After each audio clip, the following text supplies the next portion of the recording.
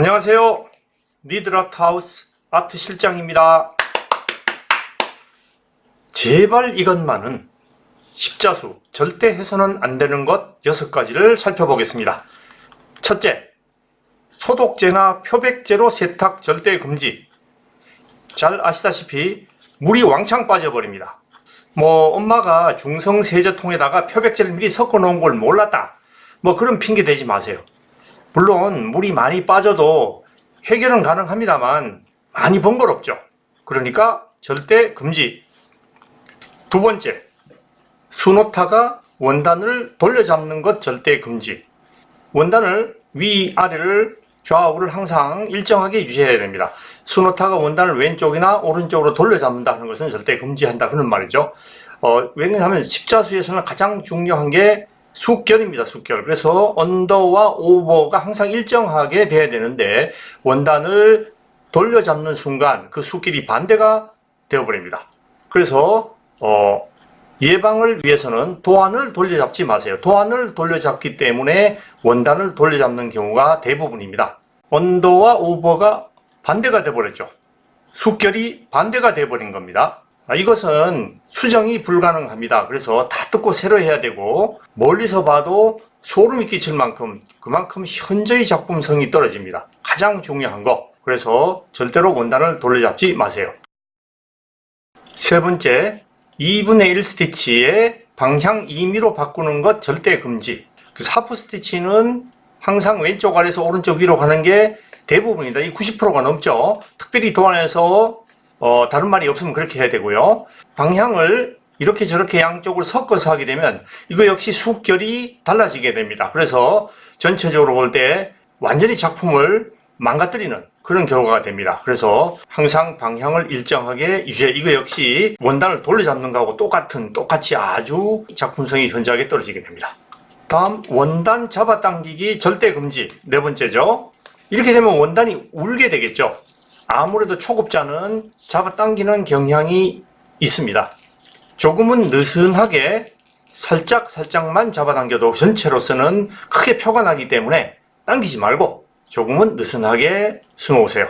물론 액자로 만들거나 할 때 기계로 원단을 잡아당겨서 수정합니다만 작품성이 떨어지는 것은 어쩔 수가 없습니다.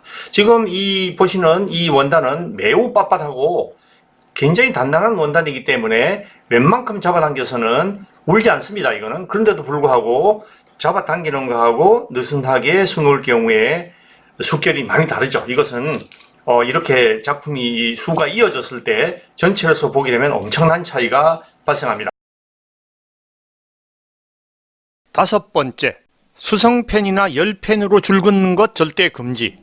가로 세로로 바둑판처럼 10칸씩 줄을 그어놓고 수놓는 분이 많습니다. 도안에도 10칸씩 줄이 그어져 있기 때문에 똑같이 그렇게 해놓고 수를 놓는 거죠. 첫째, 어떤 문제가 있느냐 하면 시간이 지나거나 또는 알 수 없는 이유로 얼룩이 남는 경우가 대단히 많습니다. 두 번째, 줄 긋는데 시간이 너무 많이 걸립니다. 줄을 10칸씩 그어야 되는데 한 칸만 잘못 그어도 전부 다시 그려야 됩니다. 9칸이나 11칸이야 그러면 다시 그려야 되죠. 도안하고 틀리게 되니까요. 네 번째, 가장 중요한 이유는 이렇게 습관이 되고 나면 나중에는 줄이 없으면 수를 놓지 못하게 됩니다.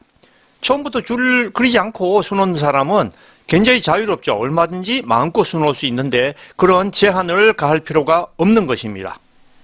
여기서 예외는 있습니다. 명화도안이 그 예외입니다. 명화도안은 빈칸이 없이 모두 수놓는 것이죠. 그렇기 때문에 수성펜 자국이 남아도 괜찮습니다. 전혀 보이지 않습니다. 하지만 그렇다 하더라도 요즘은 수성펜으로 줄을 긋는 분은 거의 없죠. 쯔바이에서 나오는 10칸씩 줄이 그어진 이지 그리드 원단을 사용합니다. 수놓고 나서 물에 담가 놓으면 다 사라집니다. 수성펜처럼. 드디어 여섯 번째. 이것이 오늘의 키포인트죠. 다른 거는 지금까지 했는 건 다 해도 좋으니까 이것만은 꼭 지켜주셔야 됩니다.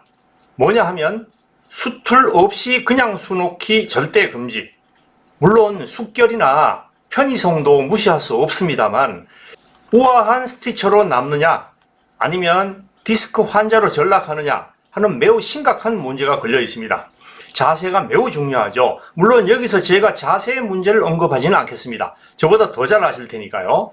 물론 처음 한두 작품 시작할 때는 수틀 없이 하시더라도 그 다음부터는 꼭 수틀을 사용하세요. 또 그냥 손에 들고 하는 수틀은 안 됩니다. 이건 아무 소용이 없죠. 그건 그저 잠깐만 하시는 거고요. 반드시 좌식 수틀이나 입식 수틀을 사용하세요.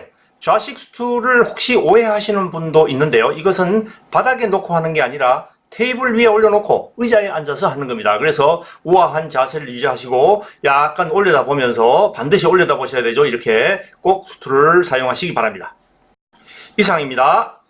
무언가 좀 섭섭하시죠? 네. 그럼 덤으로 2개 더. 이건 어디까지나 덤입니다. 자, 7번째. 자수 금지. 아니, 자수를 하지 말라니.